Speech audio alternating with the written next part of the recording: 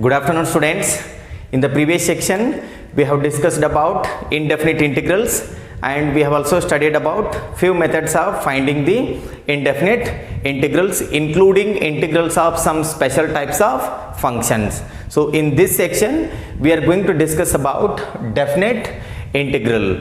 So here the definite integral has a unique value, and the definite integral is either expressed as a limit of a sum, or it has been expressed as integral a to b f of x dx, which is equals to, so it is f of x, then a to b. So see here, we'll write two important points regarding the definite integral, and then we'll discuss about the geometrical meaning of definite integral. See here, the definite integral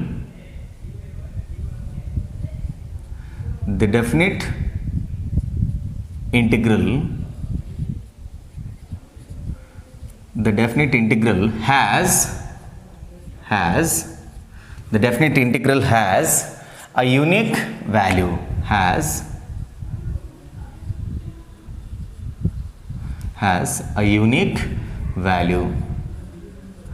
a unique value,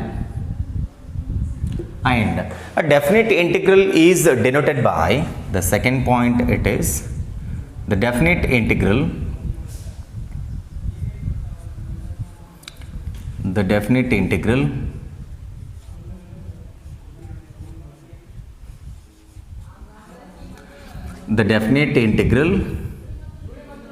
is denoted by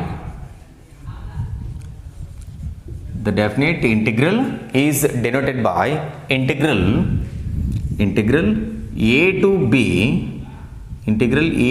b f of x dx. So how do you read this? Integral a to b f of x dx, where a is the lower limit and b is the upper limit, where a is the lower limit,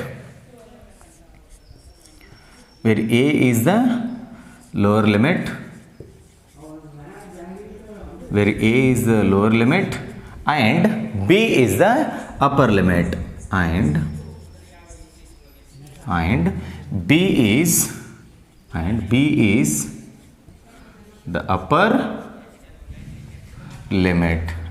is the upper limit, So for this, we call it as definite integral.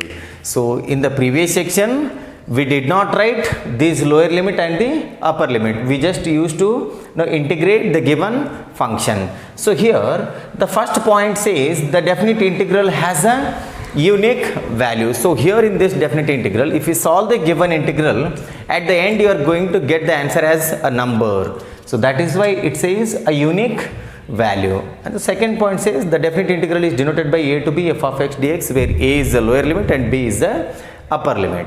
So now what is the exact geometrical meaning of the definite integral? So what does it indicate? A to b f of x dx. So let us understand that now.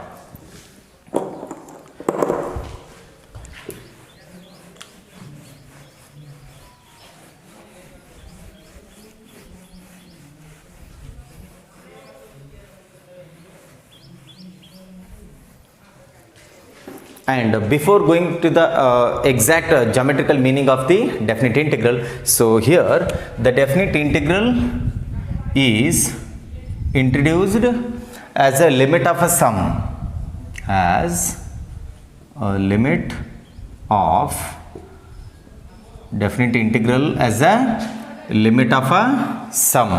and then the second one, it is integral a to b f of x dx, which is equals to f of x a to b. So what is f of x here? Capital F of x is nothing but antiderivative of small f of x. So which is equals to f of b minus f of a, which which is equals to f of b. And this theorem is also called the second fundamental theorem of calculus. So now for the time being, the limit of sum, we are not going to discuss about limit of a sum. So the limit of a sum is nothing but exercise 7.8 introduction, and on that we have few problems. So recently this 7.8 has been removed from the syllabus. So that is why I am going to take up the 7.9 introduction.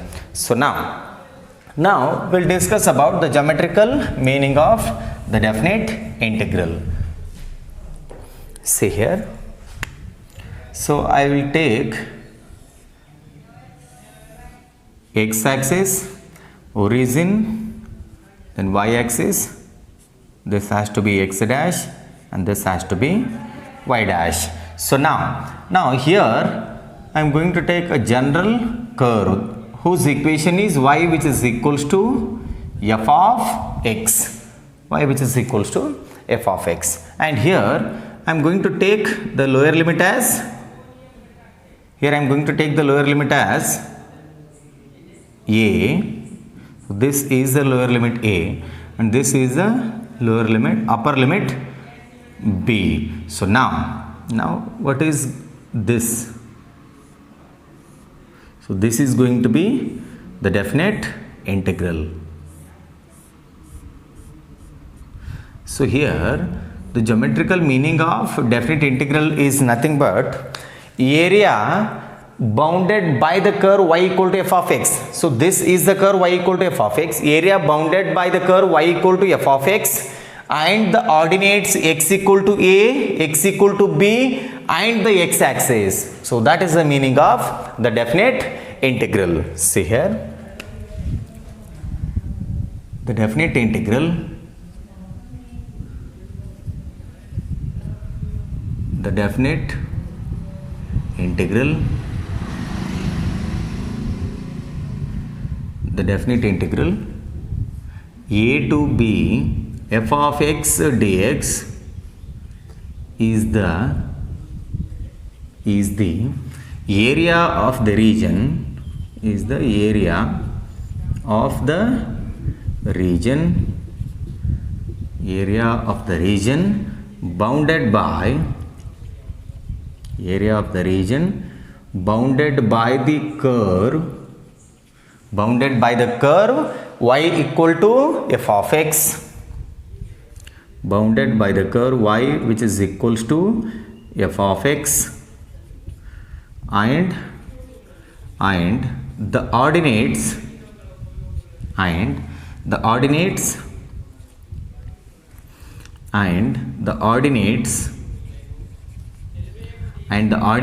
x equal to a, x equal to b, x equal to a and x equal to b, and the x-axis, and the x-axis. So this is the meaning of integral a to b f of x dx. So overall we are going to use the definite integral to find the area bounded by the curves. So that is why in the next chapter, that is chapter 8, it is application of integrals, where exactly we are going to use the concept of integration. For example, if you want to find the area of the ellipse, area bounded by the ellipse, so we are going to make use of the definite integral, and then area bounded by a circle, area bounded by this circle and a parabola, that is this area. So in all these cases we are going to make use of the concept of definite integral.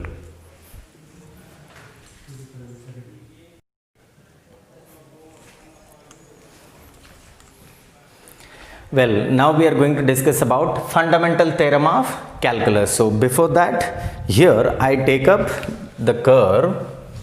See here, I take up x, origin, then y. So here I take this curve, and then what is the equation of this curve? Y which is equals to f of x. Then so now here I take the lower limit, and here I take the upper limit. So now I divide, and then in between A and B I am going to take another point x. So in between A and B I am going to take the point x. So now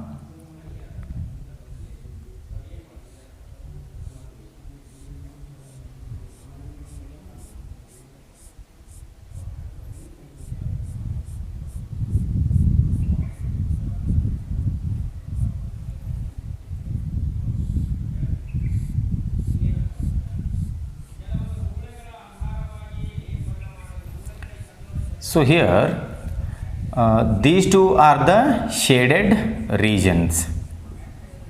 Actually we have to shade this region in a thick manner, and this has to be a lighter way. So since I am using the marker, it is a little difficult to shade it. So this has to be a thicker one.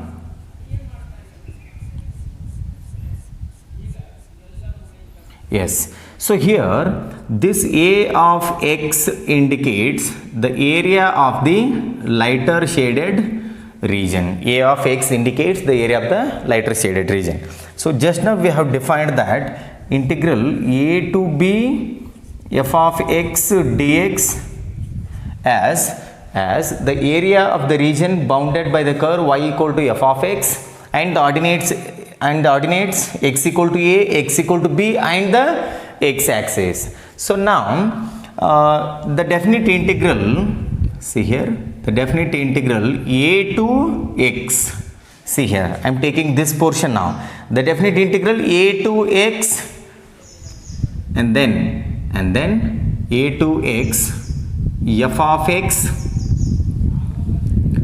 dx. The definite integral a to x f of x dx indicates the area function of this particular lighter shaded region.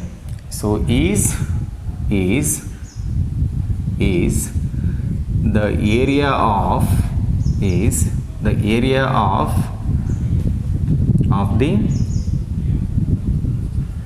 light shaded region, area of the light shaded region. So this implies, so how do you write a of x now? A of x is going to be a of x, which is equal to integral a to x f of x dx. A of x, which is equals to integral a to x f of x dx. So this, where a of x is the area function. So now next we are going to discuss about the two important theorems of integral calculus. So let us write the statement of the first theorem and the second theorem. So the first theorem depends on this particular result. Let me write the statement of the first theorem. Theorem 1.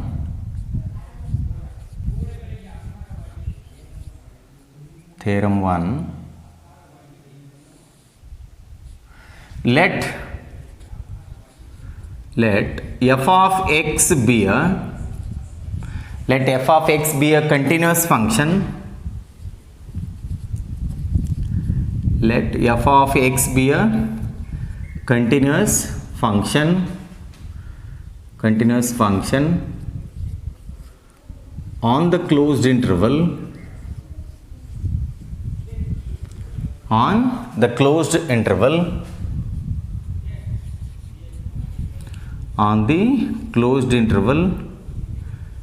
a comma b, on the closed interval a comma b, and then let a of x be the area function and a of x be the area function.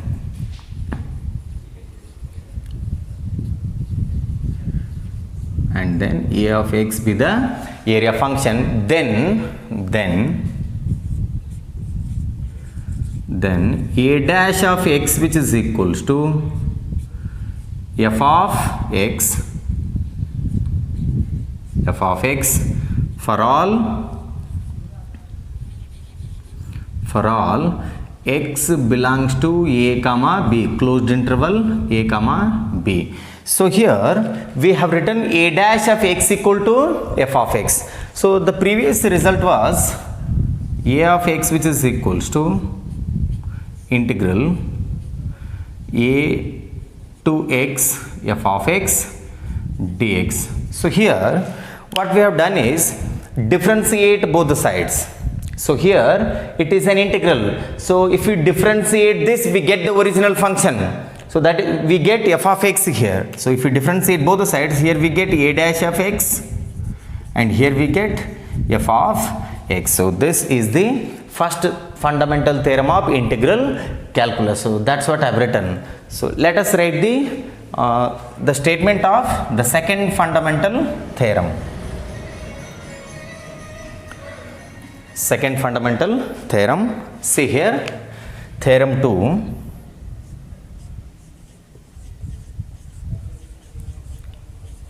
Theorem 2. So now let f of x, let f of x be a continuous function, be a continuous function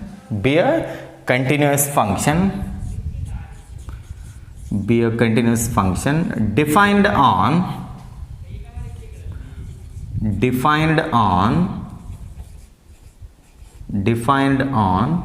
closed interval a comma b,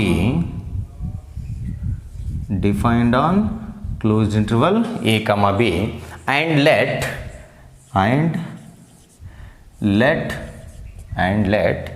capital F of x be a, and let capital F of x be an antiderivative,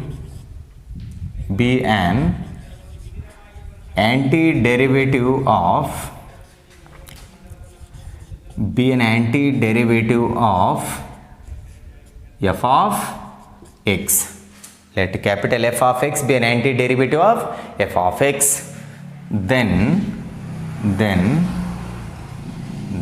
see here, then integral a to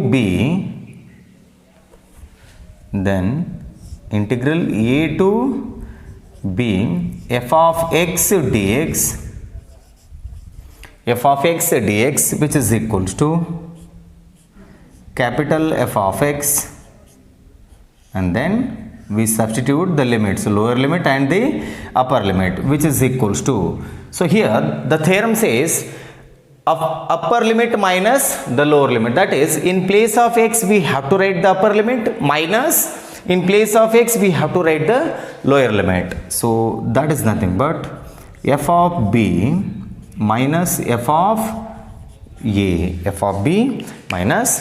a, So these two are the fundamental theorem of integral calculus. So here for the next three exercises, 7.9, 7.10 and 7.11, so we are going to make use of this particular theorem. So here one more thing, in the definite integral we don't write plus c. This I have already discussed in the introduction class of the integration chapter. See here, in the indefinite integral we write plus c, whereas in definite integral we don't write plus c. So why? Because, so here actually it will be in this form, f of x plus c a to b. You should understand this. Then which is equals to upper limit f of b plus c, write it as it is. What did I tell you? So here we have to replace x by the upper limit, minus replace x by the lower limit, minus f of a plus c. So simplify this now. Multiply minus with these two signs, with these two terms, plus c minus c get cancels, we get only f of b minus f of a.